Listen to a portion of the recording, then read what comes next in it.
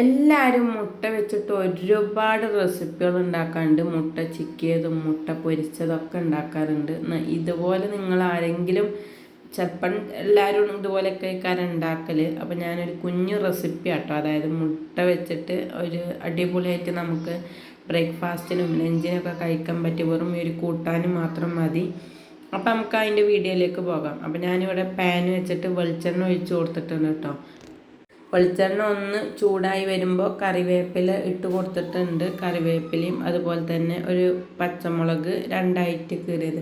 നമുക്ക് എരിക്കനുസരിച്ചിട്ട് നമുക്ക് പച്ചമുളക് ആഡ് ചെയ്യാം. ഇവിടെ കുട്ടികളുള്ളത് കാരണം ഞാൻ ഒന്നേ ആഡ് ചെയ്തിട്ടുള്ളൂ കേട്ടോ.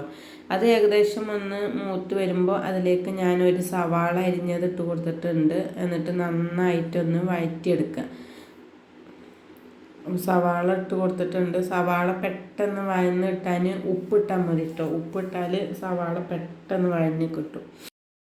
ഉപ്പ് ഇട്ട് കൊടുത്താൽ മതി, പെട്ടെന്ന് സവാള വഴറ്റി കിട്ടും കേട്ടോ. എന്നിട്ട് നന്നായിട്ട് ഒരു ബ്രൗൺ കളറാവുന്നത് വരെ സവാള ഒന്ന് വഴറ്റി കൊടുക്കുക. നമുക്ക് ക്വാണ്ടിറ്റിക്ക് അനുസരിച്ച് ഉണ്ടാക്കട്ടോ. 2-3 സവാളൊക്കെ എടുക്കുക. ഞാനിവിടെ കുറച്ച് എടുത്തിട്ടുള്ളൂ. പിന്നെ അതിലേക്ക് ഒരു 1/2 ടീസ്പൂൺ മഞ്ഞൾപ്പൊടിയാണ് ഇട്ട് കൊടുത്തിരിക്കുന്നത്. പിന്നെ കുരുമുളക് പൊടി 1 ടീസ്പൂൺ ഇട്ട് കൊടുത്തിട്ടുണ്ട്. കുരുമുളക് പൊടിയാണ് ഇതിൻ്റെ മെയിൻ. നല്ല ടേസ്റ്റ് കിട്ടും കേട്ടോ കുരുമുളക് പൊടി മുട്ട ചിക്കനയിൽ ഇട്ട് കൊടുത്താൽ. എന്നിട്ട് ഒരു 1/2 പീസ് തക്കാളിയൊന്നും ഒരുപാട് ഞാൻ ആഡ് ചെയ്തിട്ടില്ല. അതും കൂടി കൂട്ടിയിട്ട് നന്നായിട്ട് തന്നെ വഴറ്റി കൊടുക്കുക. അതിലേക്കൊരല്പം വെള്ളം ഒഴിച്ചിട്ട് ഞാൻ ആ തക്കാളി ഒന്ന് വെന്ത് കിട്ടാനുള്ള ഒരു വെള്ളം ഒഴിച്ചിട്ട് നന്നായിട്ടൊന്ന് ഇളക്കി യോജിപ്പിച്ചിട്ട് ആ വെള്ളം ഒന്ന് വറ്റിച്ചെടുക്കുക.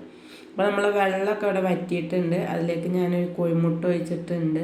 എന്നിട്ട് അത് നന്നായിട്ട് നമ്മൾ ഈ മുട്ട ഒഴിക്കുമ്പോൾ ഹൈ ഫ്ലെയിമിൽ തന്നെ ഇടാൻ ശ്രദ്ധിക്കട്ടെ. എന്നാലുള്ള മുട്ട നല്ല ചിക്കിയ രൂപത്തിൽ കിട്ടുള്ളൂ. അല്ലെങ്കിൽ നമുക്കത് മുട്ട വേവാത്ത ലുക്കിലേക്ക് വരാം. അപ്പോൾ ഹൈ ഫ്ലെയിമിലിട്ടിട്ട് നന്നായിട്ട് ഇളക്കി കൊടുക്കണം കേട്ടോ. കൈ എടുക്കാതെ ഇളക്കണം. ഇത് കണ്ടോ, ഇതിൽ മെയിനായിട്ട് ആ കുരുമുളകിൻ്റെ ഫ്ലേവർ ആയിക്കാരം കേട്ടോ. നല്ല ടേസ്റ്റാണ്. അപ്പോൾ ബ്രേക്ക്ഫാസ്റ്റിനും ലഞ്ചിനും ഒക്കെ ഇത് മതി ഭക്ഷണം കഴിക്കാൻ. അപ്പോൾ നിങ്ങൾ ഇതുപോലെ ഉണ്ടാക്കൽ വെച്ചാൽ ഒന്ന് കമൻറ്റ് ചെയ്യുക. ഞാൻ കുഞ്ഞ് റെസിപ്പി ആയിട്ട് ഇട്ടതാണ്. നല്ല ടേസ്റ്റാണ്. അപ്പോൾ വീഡിയോ ഇഷ്ടപ്പെട്ടു എന്ന് കരുതുകയാണ്. ഇഷ്ടപ്പെട്ടെങ്കിൽ ചാനലൊന്ന് സബ്സ്ക്രൈബ് ചെയ്ത് വീഡിയോക്ക് ലൈക്ക് തരാൻ ആരും മറക്കരുത്.